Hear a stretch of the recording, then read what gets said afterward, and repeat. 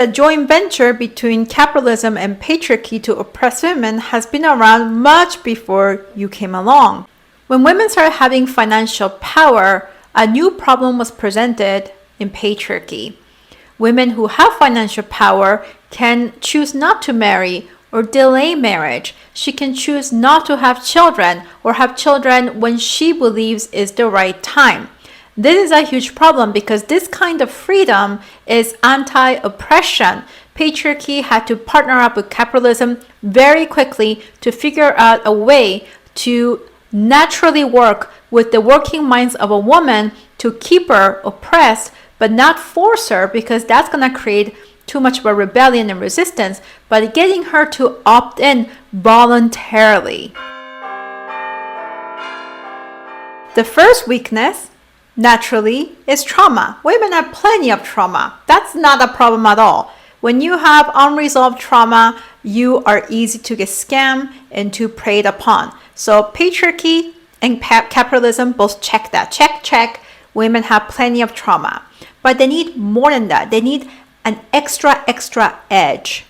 Preying on the trauma, and as an offshoot of the trauma, is letting women know, giving her the message, since she's a little girl, since the moment she comes into this world, that she is not good enough.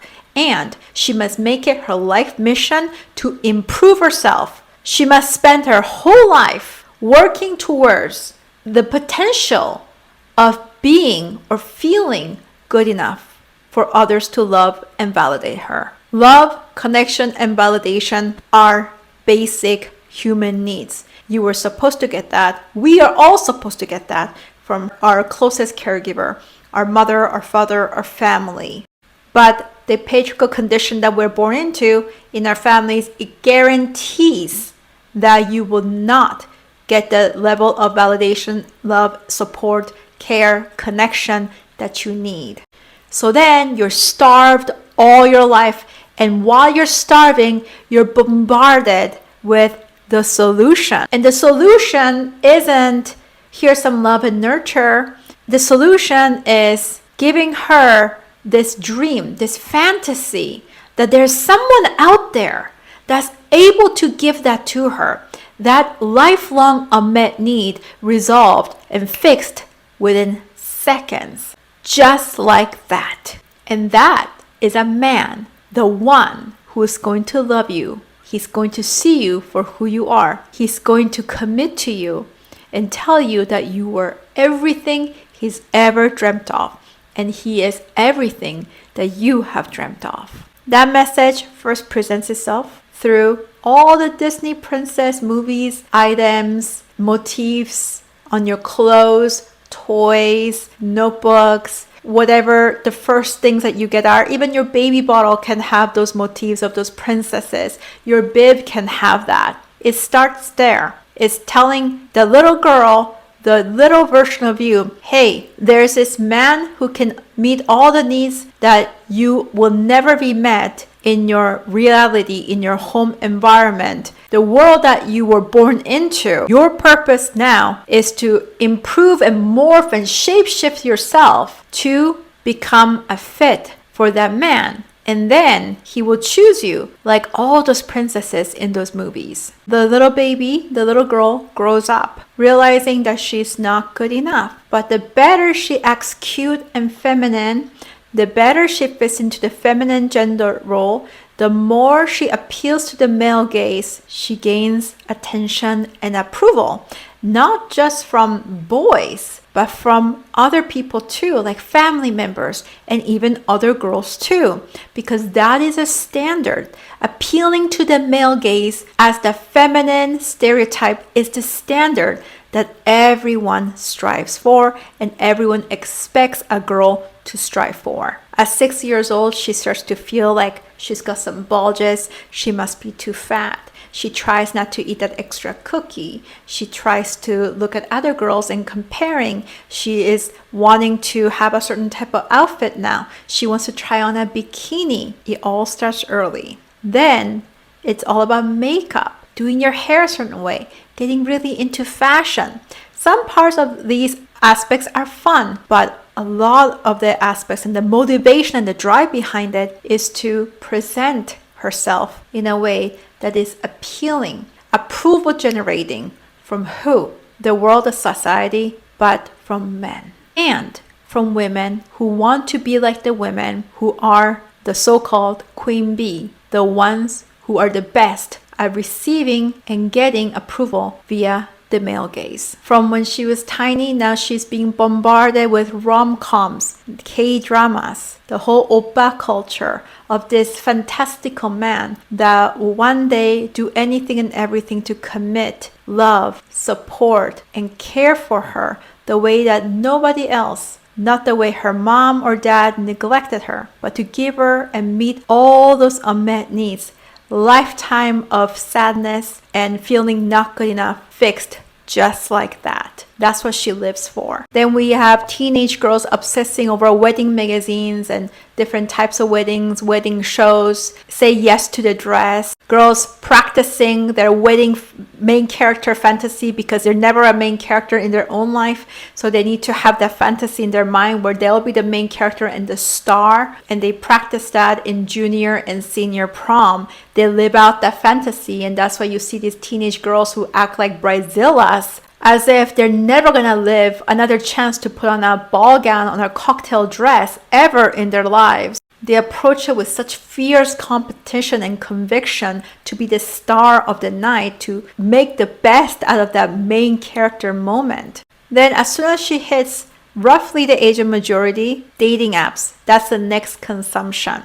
Now we're looking at plastic surgery, Botox, fillers, whatever alterations you can do, fad diets. Patriarchy and capitalism are doing a clear joint venture to make a lot of money, to collect as much capital as possible from the oppression, going from the little girl all the way to her adult years, selling her a dream, a fantasy that doesn't exist.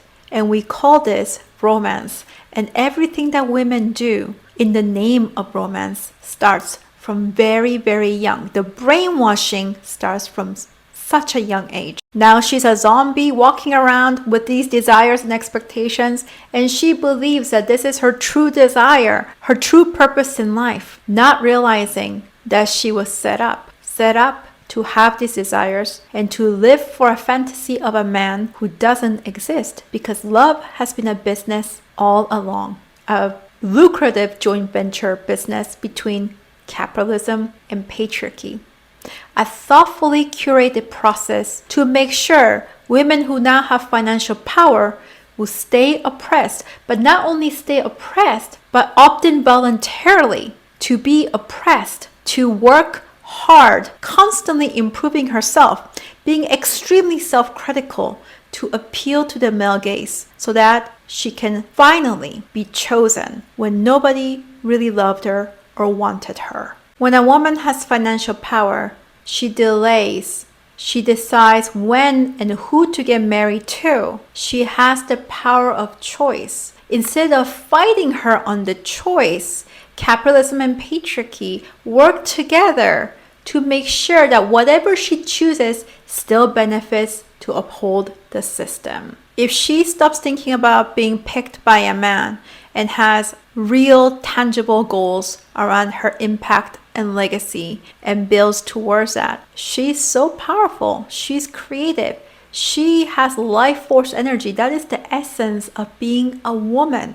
If she channels all of that for herself, that life force energy even has self-healing powers. It is the most powerful force in this world. If she channels that towards her, then she will no longer be oppressed. She will heal herself and she will heal other women too. So then she must be brainwashed to prioritize being chosen or finding the one. And it's easy. Just start her early from childhood. Then all she sees when she turns around, everywhere the message is the same. Weddings, diamonds, marriage, being chosen, this permanent finding the one, happy life. The permanence of love is the story that she's being sold. And if you don't have that, the world says, then there's something wrong with you. You are not complete. You're not fulfilled. If you don't have a marriage and children, then you're still empty. You're still a nobody. Being bombarded with that message, that is all part of the business plan, because love has been a business all along. Marriage has always been a financial contract. Women never used to have a choice who she marries and when she marries. In patriarchy, there's resources, and then there's men, and then there's women. The men are the middlemen. So women in the past could never go directly to resources, to everything that you need to survive this world. Money, owning assets, network, of course, food, shelter, water. None of those things were available to women directly. There was always a gatekeeper, and that was men. Women had no choice but have to submit to being owned by a man by giving her life to him, being useful to him,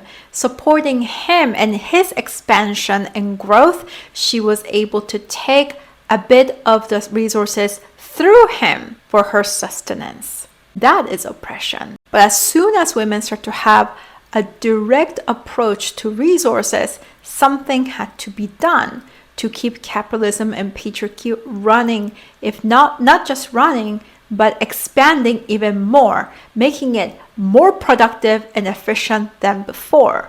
Romance was a key to make all of that happen. Romance was founded in the Western society in the 18th century France, the Romantic movement. That's when broke-ass dudes who were low class, who had not much to bring to the table at all, wanted to get a leg up in capitalism. And they will look to oppressed upper-class women, woo them with poetry and art, make them feel something, their lifetime of unmet needs and rejection, not being important.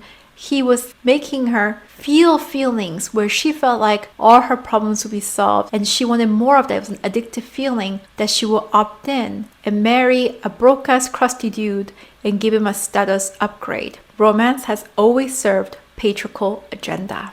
And of course, once he has the power, he can do whatever he wants with her because he's a man and he has privilege in society. The less he had something to offer, the more he aimed to conquer a woman out of his league, the more romance became relevant.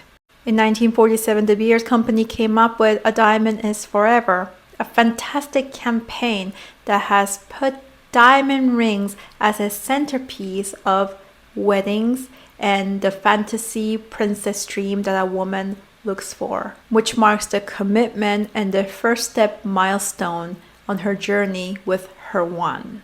Getting a big, beautiful diamond is every little girl's fantasy after that. Every dollar that she earns, she must try to spend to become much more appealing to the male gaze. Her mind is focused there that she forgets her potential. She'll go to dates with crusty dudes hoping that she found a hidden treasure. She's looking even for a fixer-upper because you never know. All she has to hear from him are some sweet words that fulfill her unmet emotional needs. Then she's sold. And then she gives her everything because she's been waiting for that moment of finding the guy all her life. Now she feels like she will finally be worthy of love. So she gives everything she's got and more. She takes his sweet words as a contract, only to be used, abused, and discarded, or only to be the one to support him, pay for everything,